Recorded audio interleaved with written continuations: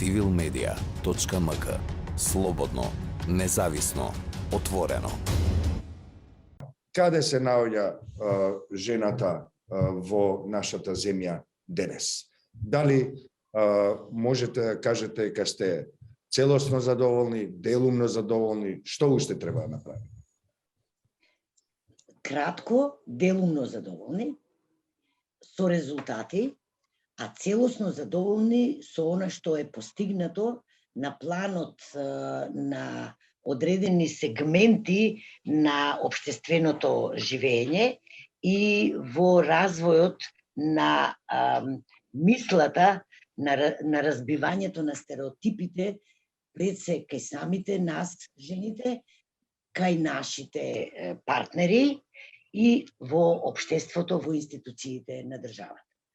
Пред 3 децении, кога се растури некогашната заедничка држава, жените беа сместени во семејството на Социјалистичкиот сојуз и програмите напишани од Белград па се минаа до Скопје и потоа активистките во кои што бев и јас ги спроведувавме.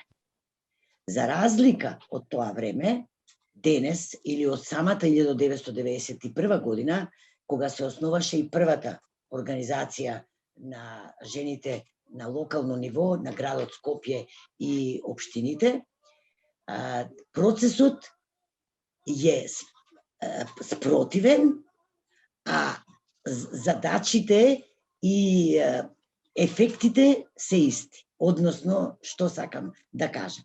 Значи, сега, ние, жените, на локално ниво, ги бележиме потребите на жените, ги спроведуваме активностите, ја гледаме големата слика и стануваме ветер во грб на нас, самите жени и на институциите кои треба да ги донесат законите и да ги спроведат во акција сите оние барања за кои што треба да се постигне равноправноста меѓу жените и мажите во нашето општество на сите нивоа, од семејството на локално и на национално ниво.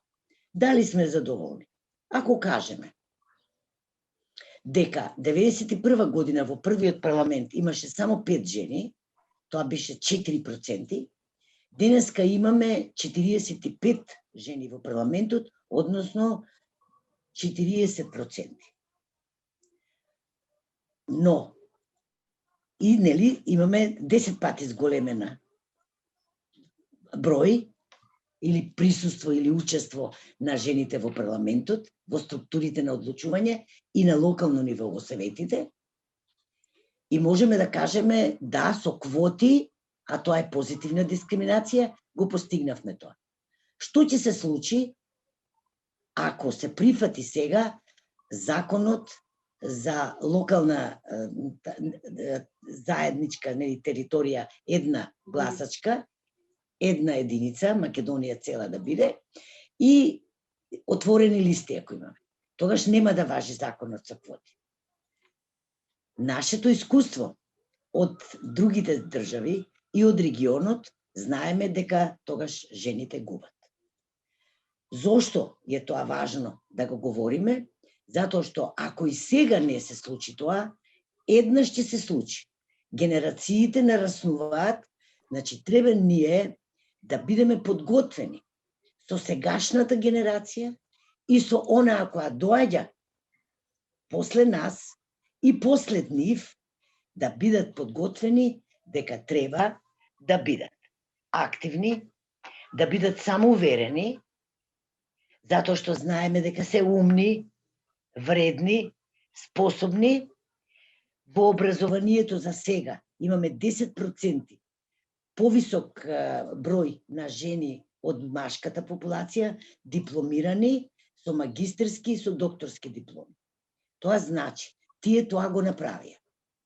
Но не можеме да бегаме од една реалност, дека се уште кај нас во државата сите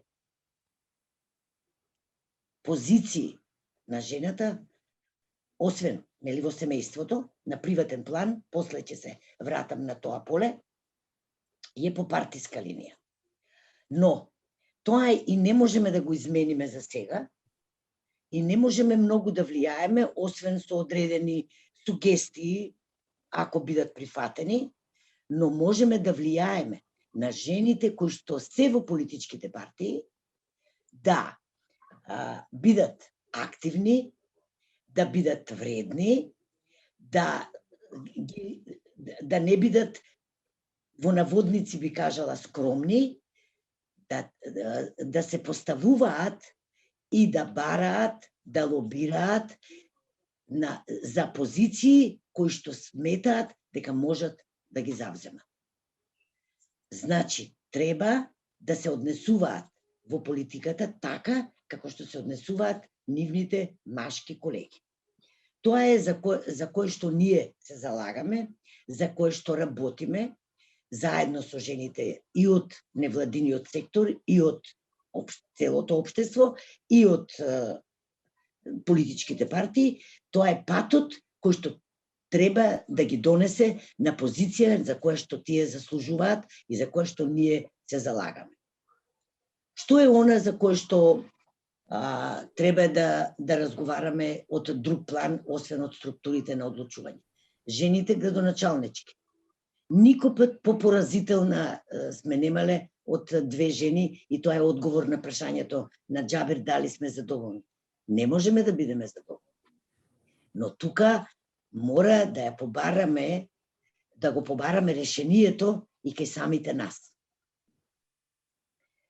Затоа што ако политичка партија не те поддржи, без оглед на тоа што ти можеш да се прокламираш дека си независна кандидатка, не поминуваш. Повторно, зависиме од политичките партии, од политичката определба. Председател на држава немаме, премиер до сега немаме. Сето тоа е рак рана на нашето општество. Ние мораме да согледаме реалната слика, да се заложиме сите кон менување на оваа состојба, а од институциите на државата да бараме. Затоа што сите задоволни сме од воспоставување на закони, подзаконски акти, елиминирање на секаков вид насилство, но дали сето тоа е во функција и фактичка состојба во нашето општество? Не. Тука мораме да поработиме сите заедно и затоа благодарам на Цивил што денес се одлучили некако женска организација и тогаш има решение кога жените работат со нежените, значи со мажите. А Цивил секогаш бил прогресивен и овоа го покажува тоа и затоа не можам да не земам дел во напорите, не во оноа сигурно дека и во пишан некој документ ќе излезе ова за кое што говориме и кое што може да даде придонес кон институциите за менување на овие состојби, затоа што најголемата пречка без оглед на тоа на кое ниво е нееднаквоста меѓу жените и мажите, е стереотипите за местото и улогата на жената од семејството до општеството. Кога мене ме прашуваат каде се решенијата, пред се надминување на стереотипната улога на жената во сите позиции. Ние сме сведоци сега за време на COVID пандемијата. Децата останаа да работат дома онлайн. Јас барем не слушнав на ниту еден медиум дека татко побарал да земе отсуство од работа, да биде со децата дома. Тоа значи дека повторно жените ја превзимаат улогата на чување на деца, стереотипно, за нега на болни, стереотипно, сервисите кои што би требало да бидат поддршка за менување на овие состојби, се извонредно скапи за едно средно семејство. Тоа се сервиси за гледање на деца. Имаме ние детски градинки кои што имаат одреден број на капацитет. Нема доволно. А имаме, за сметка на тоа, најголем број на детски градинки, приватни, кои што ги раководат жени. Државата може да субвенционира, односно да партиципира за секое дете во градинка, на тој начин и помага на жената чија е градинката, значи приватниот бизнис кој што го води жена, а и помага на жената да ја надмине улогата и стереотипност. Бизнис секторот во овој дел може да направи оддел за младите мајки, ако не може да направи детска градинка, како Министерството за финансии што направи пред некоја година. Значи, ако не може детска градинка да направи, може да направи оддел каде што мајката ќе го донесат бебето, ќе го подои, нема да бара да седи дома 9 месеци, нема да бара додатно уште 3 месеци, па нема да бара пак уште 6 месеци. Товар на државата, они ги даваат средствата, финансиите, но не се свесни колку можат да променат позицијата на самата жена со тоа што ќе субвенционираат, ќе ја поддржат собственичката на детската градинка, ќе ја субвенционираат жената што работи во работен однос, или ќе и дозволат во едно капче да го подои бебето и да го вратат назад дома, а таа после 105 дена или колку што порано било и во социјализмот, да се врати на работа, бидејќи секое отсуство на жената од работното место и ги намалува можностите за напредување, за повисоки позиции, за позиции во извршни одбори, за позиции во извршни одбори, таму каде што е моќта и каде што е финансиски платено. Освен што во структурите на одлучување на локално и национално ниво е со квота. Тука нема квота. Сега, актуелно, од синоќа е дека заради ковидот се вели дека бремените жени да се вратат на работа. И едноставно се прави и уште една новина, која што исто е од синоќа по повод 8 март, која што слушнав, е за жените земјоделки да добијат пензија. Секој оној кој во прво деление научил да чита и ќе го прочита било кој закон, а овој закон за пензионирање не е ништо ново, како да речеме закон за семејно насилство, не е закон за кривичен закон за оној кој што сторителот на семејното насилство, за сексуално вознемирување, не е мобинг, значи не е нешто најново, него од секогаш овој закон се знае дека право на пензија имаат сите оние, значи без оглед на тоа мажи или жени, кои што одредено време, пола пензија или цела пензија, според оноа каде се пријавуваат, колку се пријавуваат, колку заработуваат и после колку години може, тоа е нели закон за сите, и тие кои што се пријавени имаат право да бидат пензионирани. Значи, за мене е незамисливо да ја ставаме жената, земјоделка, во неподредена состојба, како да ѝ се дава социјална помош. Таа цел живот работа. Нашата цел, како организирана форма за правата и можностите на жените, е да жената земјоделка го добие дел од парцелите што ги имаат, од имотот во својата средина. Да биде пријавена како земјоделка, а не да чека ако сопругот почине, тога да земе пензијата, но треба да биде заслужена, а заслужена е тогаш, значи ќе го добие. Ние не правевме притисоци, би рекла, во Министерството за земјоделие да жените добијат по 20 бодови повеќе, кои ќе бидат давани одредени субвенции во производството на земјоделието. Нашата цел беше да ја не минеме стереотипноста во руралните средини, каде што сиот имот е само на мажот. А кога ќе добијат жената една парцела, тогаш и да добие. А тие едноставно ништо не постигнавме ние со притисокот, условно да речам, што го направивме. Они им ги даваат на жените бодовите, а жените всушност немаат повторно, не се собственички на имот.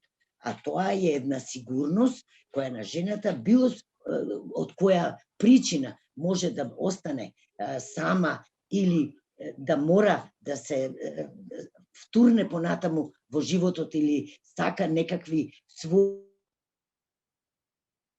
новини да внесува, да може тоа да го направи на соодветен и пристоен и достоинствен начин. Така да, јас важно прашање покренете сега. На прашањето на Џабир Даџа.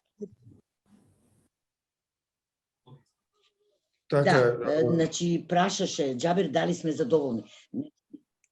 Ние не можеме да не бидеме задоволни од состојбата од 91 до денес.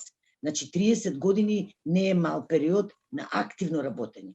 Од постоење, да речеме, на една организација на жени, денеска преку 120 женски организации низ целата држава, во сите урбани и рурални средини и од сите структури. Значи ние кога во 97 година на Македонското радио, бидејќи во нашата организација го основавме клубот на жени самоохрани мајки, ние добивме бело огледало, без да знаеме дека Македонското радио го поставило на гласање и слушателите гласале. И ние како организација го добивме белото огледало. Значи, затоа треба во сите сегменти жената да го дае својот придонес, но истовремено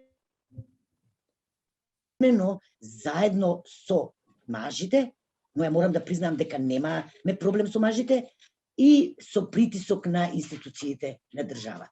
Затоа што од нас мора да дојдат иницијативите, да научиме како да ги представиме проблемите и како да лобираме и да застапуваме како тоа да се стави во функција. Тоа е основното за кое што мораме да разговараме. Има уште многу работа. Така е. И само уште еден проблем што можеби не го доправме. Да.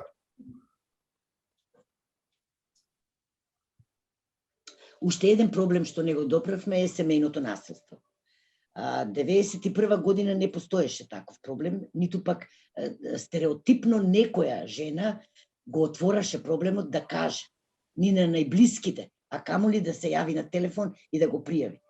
Значи тоа не постоеше, а 94 година се отвори првата SOS линија на локално ниво на Скопје, кој што важеше секако за цела Македонија, поддржано од Холандската меѓуцрковна организација, за да штом се отворија и се ставија во функција мобилните телефони, отворивме SOS мобилна бесплатна линија, благодарение на сите 3 оператори тогашни, сега 2, а од Сожама ги поддржувавме со предплатата и со работата на терен. Денес Министерството за труд и социјална политика го поддржува, тоа значи дека се менуваат на подобро работите. Затоа го споменувам. Значи, тогаш не постоеше закон за семејно насилство, тогаш не постоеше Истанбулската конвенција, тогаш не постоеа прирачници, тогаш не постоеа на локално ниво локални координативни тела, не постоеа, но многу има уште да се работи, заради тоа што наидуваат млади генерации, кои што по било која основа, особено пак сега и со ковидов, значи се затворени или се на социјалните мрежи, каде што сето ова не е воспоставено, значи треба да ги отвораме проблемите и заеднички да ги решаваме. Што повеќе, значи 94 година 13 женски организации од локално ниво ја направивме првата мрежа на граѓански организации во нашата држава. Денеска таа мрежа брои над 100, ама има и затоа уште многу други женски организации кои извонредно работат, кои извонредно ги спроведуваат активностите и затоа имаме и такви резултати, но мораме да работиме со институциите на државата, како Министерство за правда, обвинителство, МВР, центри за социјална работа. Значи, тоа се сите наши соработници кои што треба да ги напишат законите и да ги спроведуваат законите. А нашата задача е да ги согледуваме, да ги иницираме и да работиме на широко ниво. civilmedia.mk. Слободно, независно, отворено.